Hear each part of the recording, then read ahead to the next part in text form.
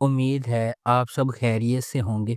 اگر آپ نے ابھی تک ہمارا چینل سبسکرائب نہیں کیا تو اسے ابھی سبسکرائب کر لیں اور بیل آئیکن کو دبانا بالکل بھی مت بھولیں۔ شکریہ۔ نمبر 8، Mrs and Mr Shamim. Amina ایک آزاد خاتون ہے جو لاہور کے ایک ہاسٹل میں رہتی ہے۔ شمیم امینہ کے دوست کا بڑا بھائی ہے۔ برادری شمیم کا مضحکہ خیز ہونے کی وجہ سے مذاق اڑاتی ہے۔ کچھ غیر متوقع حالات کی وجہ سے وہ ایک ساتھ رہنے اور شادی کرنے پر مجبور ہے۔ بعد میں وہ ایک دوسرے سے محبت کرنے لگتے ہیں اور ایک ساتھ اپنی زندگی کے چیلنجز کا سامنا کرتے ہیں۔ اس ڈرامے کو سجی گل نے لکھا ہے۔ کاشف نثار نے اسے ڈائریکٹ کیا ہے۔ اس ڈرامے کی مرکزی کاسٹ میں نعمان اجاز اور صبا قمر شامل ہیں۔ اس ڈرامے کی ٹوٹل 20 اقساط ہے۔ نمبر 7، شکار۔ شکار کی کہانی اس بات پر مرکوز ہے جو خود کو دھوکے اور دھوکہ دہی کے جال میں الجھا ہوا پاتی ہے۔ بدقسمت واقعات کی ایک سیریز کے بعد انصاف اور ان لوگوں کے خلاف بدلہ لینا چاہتا ہے جنہوں نے ان پر ظلم کیا ہے۔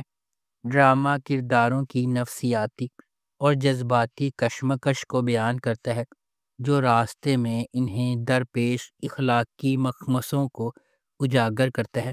جیسے بجیسے پلاٹ کھلتا ہے ناظرین کو مختلف کرداروں سے متعارف کرایا جاتا ہے۔ ہر ایک اپنے راز اور محرکات کے ساتھ ان کرداروں کے درمیان تعامل کہانی میں گہرائی کا اضافہ کرتا ہے جس سے سازش اور ڈرامے کی بھرپور ٹیپسٹری بنتی ہے۔ کہانی میں موڑ اور سامعین کو اندازہ لگانے پر مجبور کرتا ہے جس سے شکار میں سسپینس کا عنصر بھی نظر آتا ہے۔ اس ڈرامے کو گرین انٹرٹینمنٹ پر نشر کیا گیا۔ اس ڈرامے کی ٹوٹل 20 اقساط ہے۔ نمبر 6، قابل پلاؤ۔ قابل پلاؤ لاہور کے ایک راست باز شخص حاجی مشتاق اور ایک ضرورت مند افغانی لڑکی باربینا کی کہانی کی پیروی کرتا ہے۔ 51 سالہ پنجابی بیچلر حاجی مشتاق باربینا سے ملنے تک سادہ اور سیدھی زندگی گزار رہا ہے۔ وہ ایک مذہبی دورے کے لیے مردان جاتا ہے جہاں وہ ایک مسجد میں قیام کے دوران باربینا کے بھائی سے ملتا ہے۔ اس کا بھائی پوچھتا ہے کہ کیا کوئی باربینا سے شادی کرنے کے لیے تیار ہے، لیکن اس کے لیے باربینا کے بھائی کو پیسوں کی ادائیگی کرنا ہوگی۔ حاجی مشتاق نے اس کے بھائی کو مشورہ دینے کی کوشش کی کہ وہ اس سے شادی کے لیے پیسے نہ مانگے۔ اسے پتہ چلا کہ پیسے ان کے دوسرے بھائی کی آپریشن کے لیے مانگے جا رہے ہیں جس کی ٹانگیں ضائع ہو چکی ہیں۔ حاجی مشتاق نے باربینا سے شادی کیے بغیر رقم ادا کر دی، تاہم باربینا بعد میں اس سے شادی کرنے پر اصرار کرتی ہے جو اس نے وعدہ کیا تھا۔ نمبر 5، گرے۔ یہ کہانی ایمان کے گرد گھومتی ہے جس کا کردار سبینہ فاروق نے ادا کیا ہے، جو ایک اداکارہ ہے جو سالار خان پر جنسی ہراسانی کے الزامات عائد کرتی ہے، جس کا کردار سمیع خان نے ادا کیا ہے۔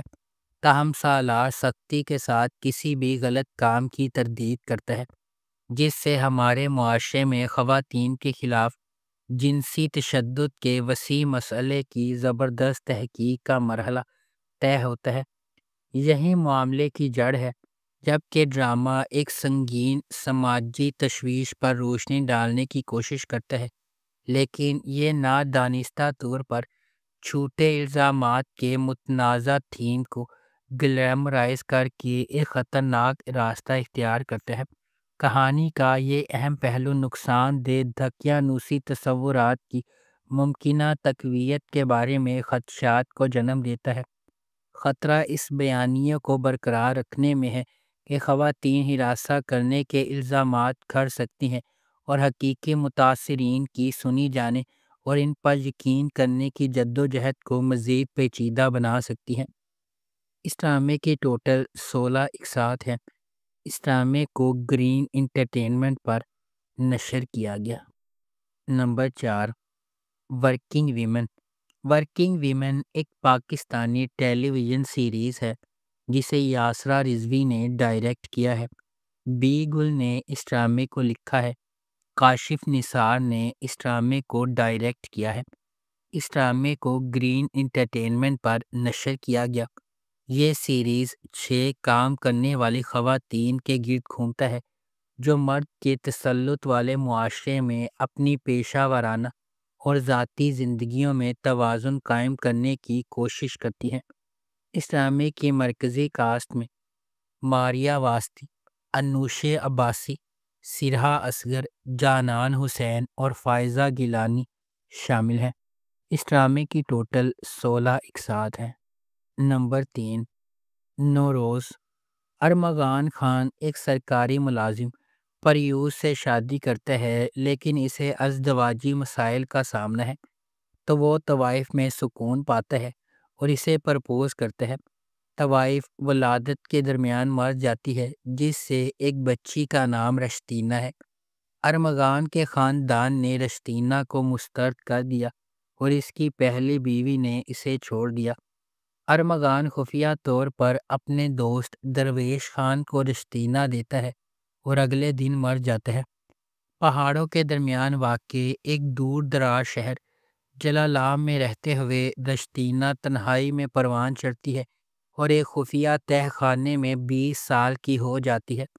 یہ ماننا کہ اس کے گود لینے والے والدین درویش اور امارہ کے دھوکے کی وجہ سے بیرونی دنیا خطرناک ہے۔ امارہ کی موت کے بعد سانحہ رونما ہوتا ہے اور رشتینہ کو پوری حقیقت معلوم ہوتی ہے۔ نمبر 2، عبداللہ پور کا دیوداس۔ عبداللہ پور کے دیوداس کی کہانی دلچسپ ہے کیونکہ یہ آنے والے زمانے کے بہترین دوستوں اور جذبات، جذبے اور رومانس کی پیچیدگی کے ساتھ ساتھ ان کی باہمی محبت کی دلچسپی سے متعلق ہے۔ اس ڈرامے میں فخر، کاشف اور گل بانو کے کردار بالترتیب بلال عباس خان، رضا تالش اور سارہ خان نے ادا کیے ہیں۔ گل بانو دیوداس کے تخلص سے ایک شاعر کی شاعری سے مسحور ہو جاتی ہے۔ دو بہترین دوست کاشف اور فخر جو گل بانو سے محبت کرتے ہیں، اس کا دل حاصل کرنے کی کوشش کرتے ہیں۔ ایسا کرتے ہوئے کاشف نے گل بانو کے سامنے انکشاف کیا کہ وہ دیوداس ہے جبکہ حقیقی دیوداس فخر ہے۔ کیا گل بانو سے ان کی محبت بہترین دوستوں کو دشمنی میں بدل ڈالے گی؟ گل بانو ان دونوں میں سے کس کا انتخاب کرے گی؟ واقعات کے سلسلے کی پیروی کرتے ہوئے عبداللہ پور کے دیوداس کی پیچیدگی کو دریافت کریں۔ اس ڈرامے کو زی5 اور زی زندگی پر نشر کیا گیا۔ اس ڈرامے کی ٹوٹل 13 اقساط ہیں۔ نمبر 1، ڈور۔ ڈور کا پلاٹ دین خاندانوں کے گرد گھومتا ہے جن کے بچے کراچی کے ایک نجی اسکول میں پڑھتے ہیں۔ ایک ٹیکسٹائل کمپنی کے CEO شہرزے کی 2 بیٹیاں ہیں اور نوکرانیوں اور ڈرائیوروں کی پریڈ ہے۔ مناہل جو 2 بچوں کی ماں ہے اپنے ماضی سے پریشان ہے اور اپنے کریئر کو دوبارہ شروع کرنے کے خواب دیکھتی ہے۔ ہنا سماجی سیڑھی پر چڑھنا چاہتی ہے اور اس کے لیے اس سے زیادہ اہم کوئی چیز نہیں ہے۔ تینوں خواتین کی خواہشات مختلف ہیں لیکن ان میں سے ایک چیز مشترک ہے، وہ چاہتی ہیں کہ ان کا بچہ وہ باوقار ایشین گیمز جیتے جس میں ان کا اسکول حصہ لے رہا ہے۔ ڈرامے میں اس موضوع کو دکھایا گیا ہے کہ جو کچھ چمکتا ہے وہ سونا نہیں ہوتا اور بچوں کو پیار اور محبت کی ضرورت ہوتی ہے۔ خوش رہنے کے لیے تعریفیں اور تمغے۔ ہدایت کار وجاہت روف نے اس ڈرامے کے ذریعے اپنے منفرد انداز میں چوہے کی دوڑ کے جنون پر روشنی ڈالی ہے جس میں اداکاروں کے بہترین انتخاب کا استعمال کیا گیا ہے جنہوں نے اپنے کرداروں کو شاندار طریقے سے زندہ کیا ہے۔ اس ڈرامے کو گرین انٹرٹینمنٹ پر نشر کیا گیا۔